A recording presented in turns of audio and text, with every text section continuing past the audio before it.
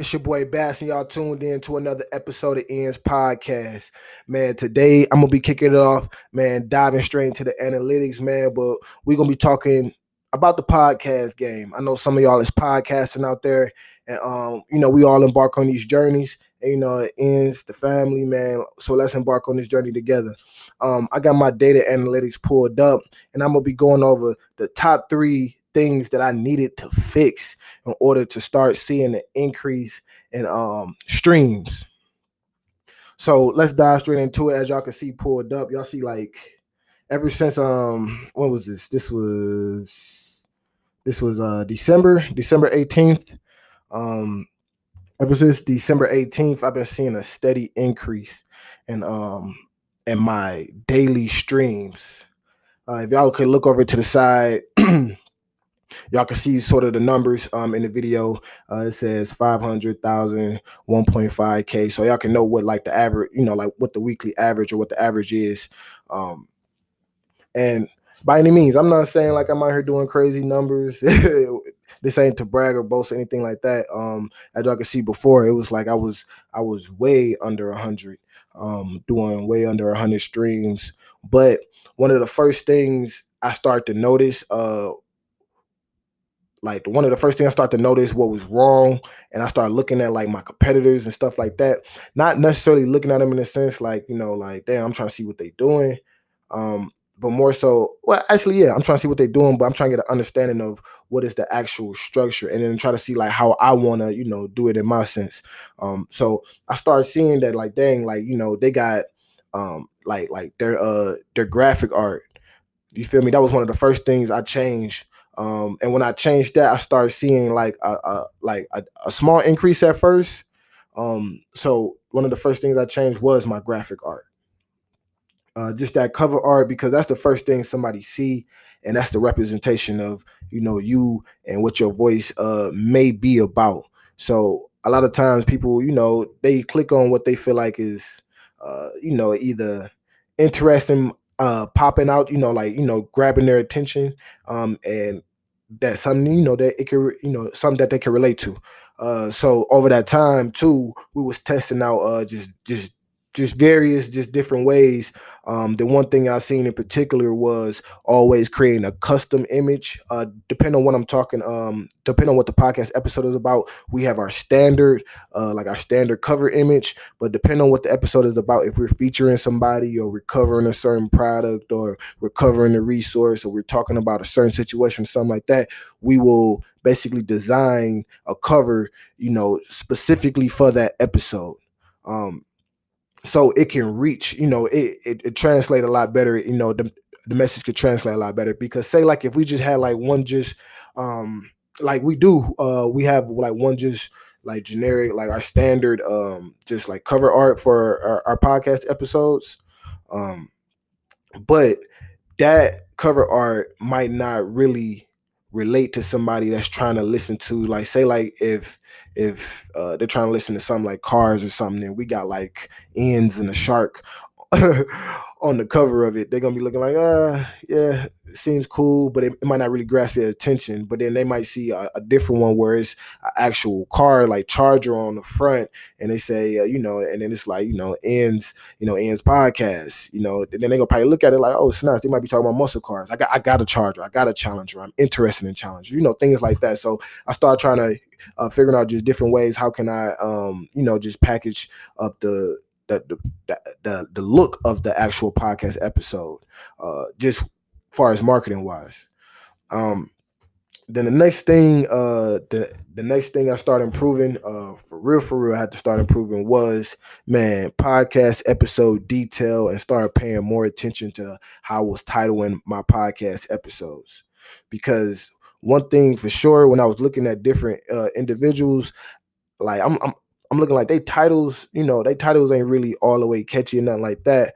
But the big difference between them and me, like, always understand what your circumstances. That's why I say I wasn't like, for them, they already had big audiences.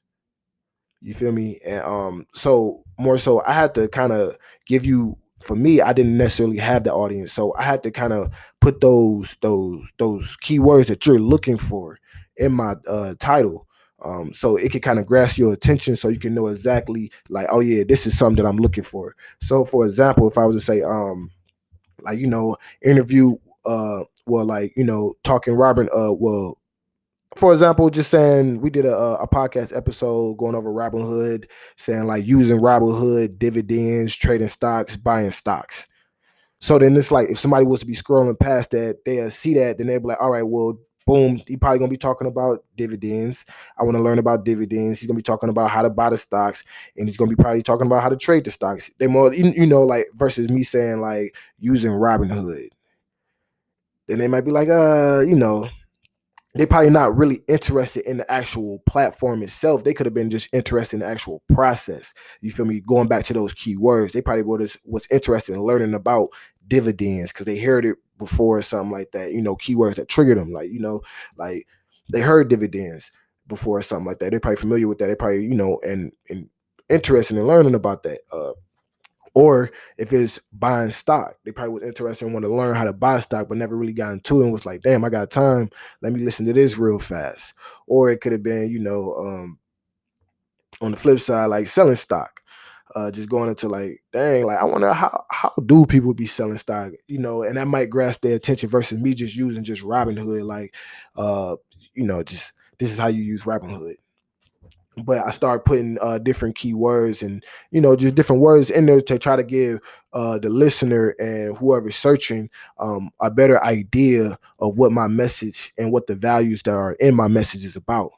Um, and you see this when like and other forms when people write articles and stuff like that to try to grasp your attention, or social media stuff like that was is really that attention grabber. I'm trying to get your attention, so I have to focus on that. um so that's going even into the detail when people read the podcast episode, because then they might still be on the fence. They might click on it, but like, let me see what this episode is actually really about. If you ain't really got no good description about what you're talking about, they're gonna be like, they might move along or they might click.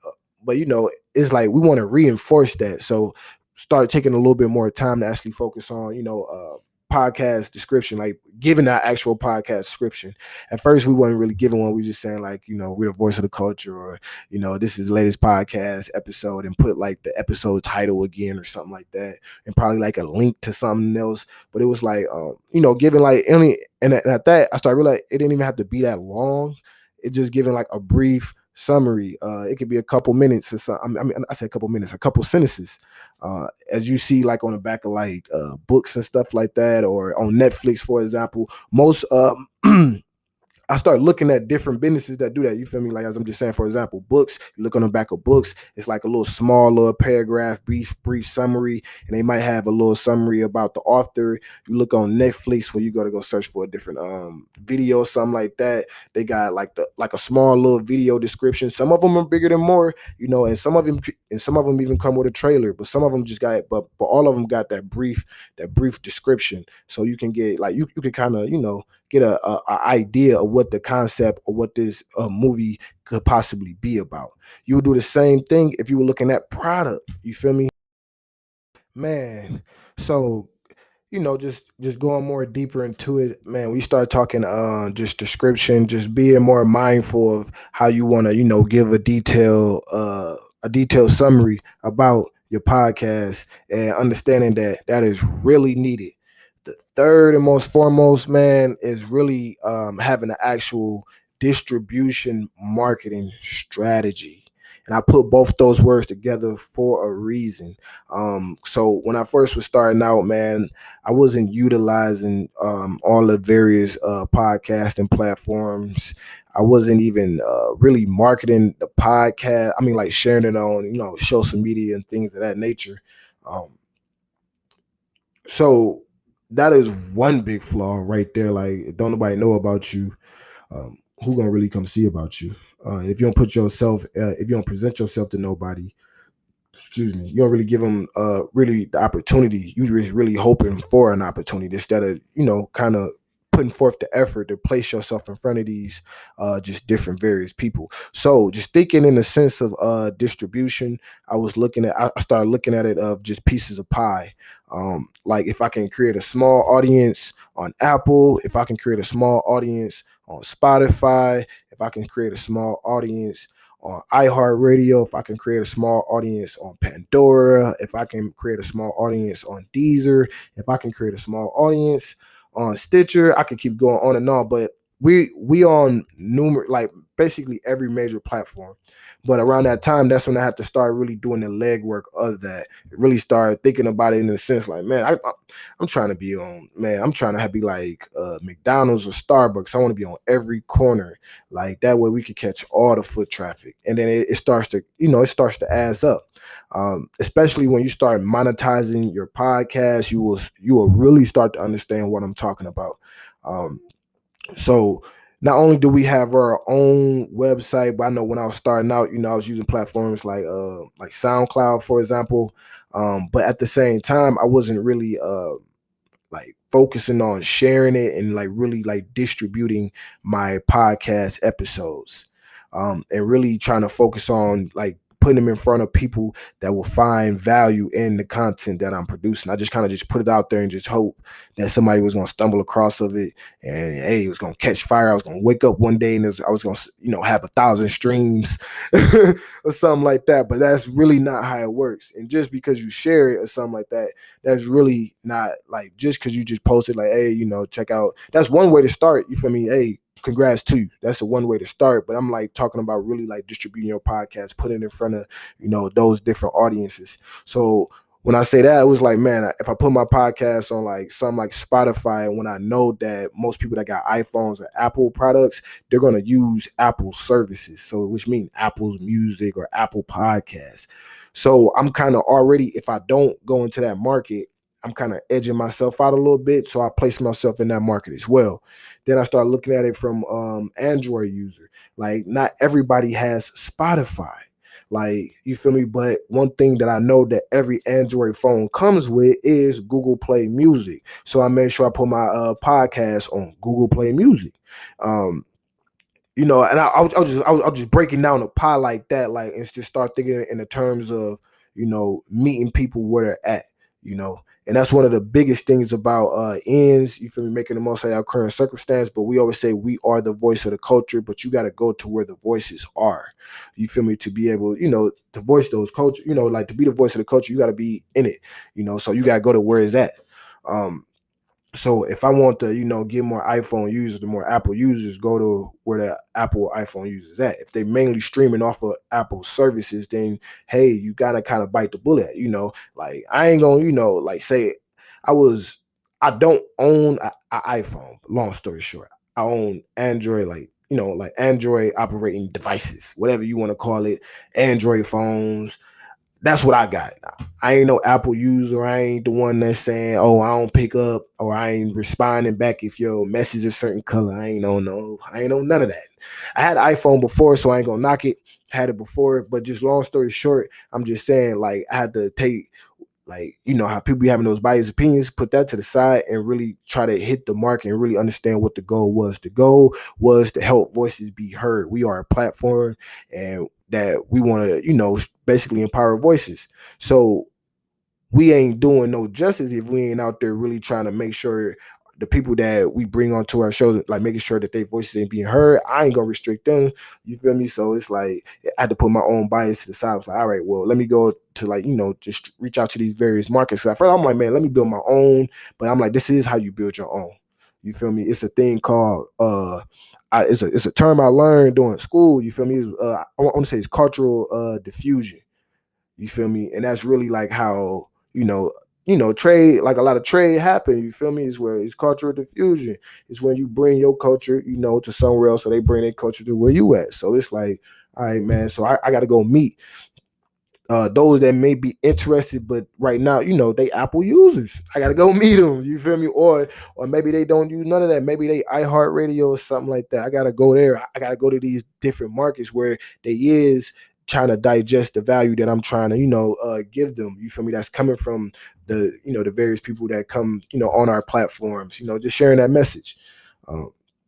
So yeah, so the last just real big key point two is distribution. But at the same time, these all go hand in hand Um, and the reason why I say that is because you don't want to push nothing that like they won't understand. You got to always make sure that you can, that the message is relatable to who you're trying to target. And that's the biggest thing. Especially just going back and just to what we were just saying, just being the voice of the culture. You want to make sure that you are properly representing those voices that you are, spreading out into the world. And you want to make sure that whatever that's presenting them is properly is presenting them, on both ends. So that goes into the cover art, like just the description. I'm about to say product description, but it's more so the podcast description. You feel me? The cover art, if it's about somebody, you feel me, highlight them. You feel me, in the cover art over it, or if it's about a certain organization or or something like that. Like that's what I was thinking in my mind. Not saying you have to do so. Everybody has their own process. Me personally, that's what I was thinking in my mind. Like, man, let me highlight them so when somebody's scrolling past, they know exactly what they're getting. This is what our focus is on. Is on this person, this strategy, or this business, or this experience. Or, like you know exactly what you're getting. So it makes you feel more comfortable what you're clicking on.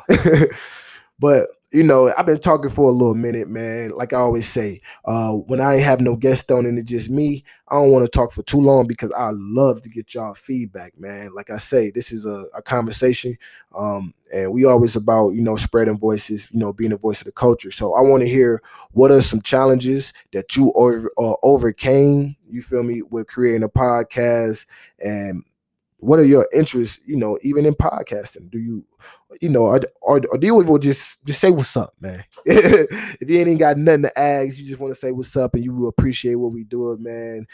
All gratitude, man, is good gratitude, man. We appreciate it. But don't forget, like, share, subscribe. And it's your boy Bazz. Y'all tuned in to another episode of Ian's podcast. And it's Ian's the family. And y'all know what it is. This podcast was produced by Ian's Media. We out, baby.